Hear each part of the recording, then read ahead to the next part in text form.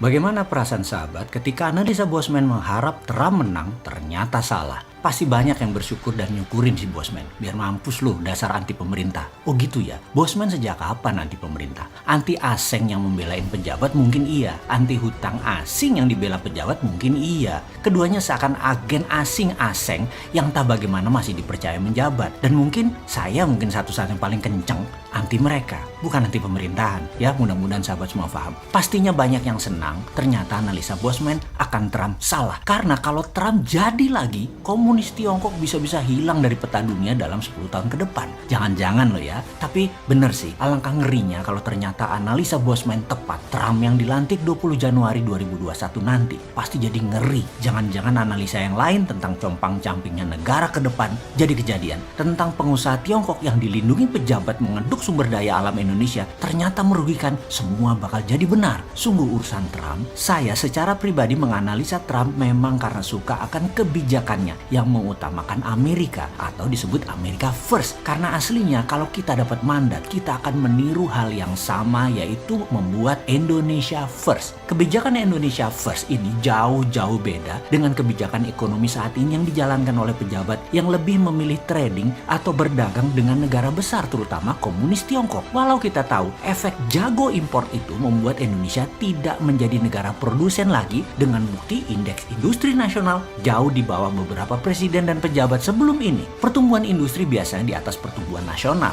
Tapi saat ini, sudahlah, males diskusinya. Terlalu banyak pemujanya yang gak punya ilmu industri mendadak menyerang kita nantinya. Di trading yang saat ini jadi pilihan, yang diuntungkan adalah rent seeker atau pengejar rente, atau pejabat yang punya kekuatan mengubah peraturan supaya menguntungkan pengusaha negara lain itu yang lebih banyak diuntungkan. Untung rakyat gak banyak ngerti cara ngelola negara pilihannya yang sekarang ini dilakukan. Jadi aman pejabat tadi berlindung di balik orang baik, yang sederhana, yang populer. Amanlah hidup pejabat-pejabat tadi karena tamengnya memang baik. Mengapa enak jadi rent seeker? Karena pengusaha negara lain dan pejabat negara lain, terutama BUMN Tiongkok, berani taruh di muka pelicin-pelicin tadi. Bagi banyak pejabat hari ini yang namanya low hanging fruit. Tinggal petik aja tuh buah yang udah mateng. Gak perlu proses panjang untuk mendapatkan duit dari produksi atau dari manufaktur. Dagang aja. Import adalah salah satu kebijakannya yang waktu kampanye janjinya akan tidak ada impor. Tapi hebat ya, saya salah analisa. Karena ingin Trump menang, lebih dimaki-maki daripada kebijakan import yang terus ada dan menyalahi janji kampanye. Juga hutang-hutang yang terus dibuat yang juga menyalahi janji kampanye.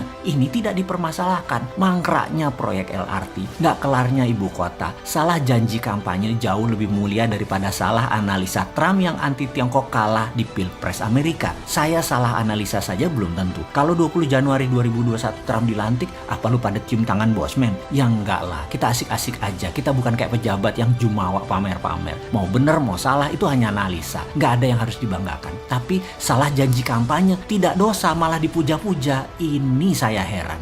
Sebentar, kalau saya mengatakan hal seperti ini bukan berarti saya dukung oposisi yang saat ini juga getol menyerang pemerintah. Jangan samakan kita dengan gerakan oposisi atau mereka yang anti pemerintah. Tidak sama. Kita hanya anti kebijakan yang menguntungkan asing-asing oleh beberapa pejabat. Kita juga kritik oposisi yang diem-diem baik. Gak punya konsep yang lebih baik dari solusi-solusi baru yang pemerintah kerjakan. Gak ada solusi juga oposisi. Hanya ngelawan aja. Jadi kita jaga jarak lah kalau begitu. Mana cinta tanah airnya kalau kita hanya bisa teriak-teriak tanpa kasih saran solutif dan inovatif. Kalau si Sontoloyo, 5 pilar Indonesia First. Tepatnya kita pakai nama Indonesia Menang. Tuh, ada di pojok kanan setiap video Bosman. Itu selalu didengungkan. Sehingga kita tidak bisa dikatakan tidak punya konsep, tidak punya solusi. Kita ulang selalu ya. Nomor 1, kita akan printing money berbasis industri dan manufaktur. Nomor 2, TINA. There is no alternative di mana bunga bank deposito akan jadi 0%. Nomor 3, TIARA atau there is other reasonable alternative, yaitu dedolarisasi dan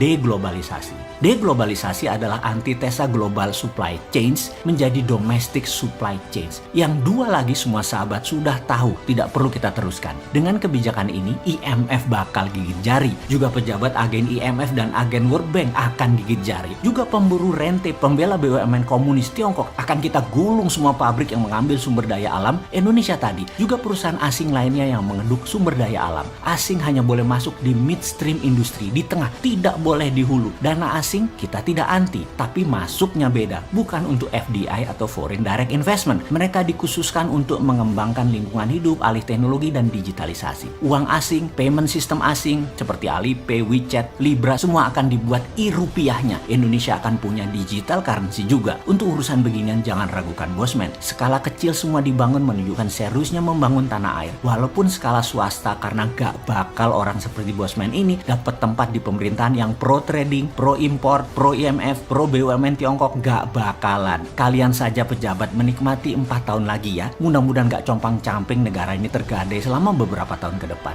Bosman, walaupun miskin begini punya dinaran sebagai WeChat dan Alipay-nya yaitu payout system. Kemudian untuk funding UKM, Santara yang terbesar dan terbaik saat ini walaupun usia baru 2 tahun, 250.000 member terus memenuhi investasi ke UKM sebagai kontribusi membangun ekonomi bottom of pyramid. Jadi begitu e-rupiah siap, begitu SWF siap, begitu printing money siap, Indonesia tinggal terbang tanpa asing dan asing. Sabar ya, kita kasih kesempatan pemburu rente biar lebih kaya lagi. Ini semua pilihan kalian kan? Toh secara mayoritas memang kalian pendukung SDA kita diambil asing.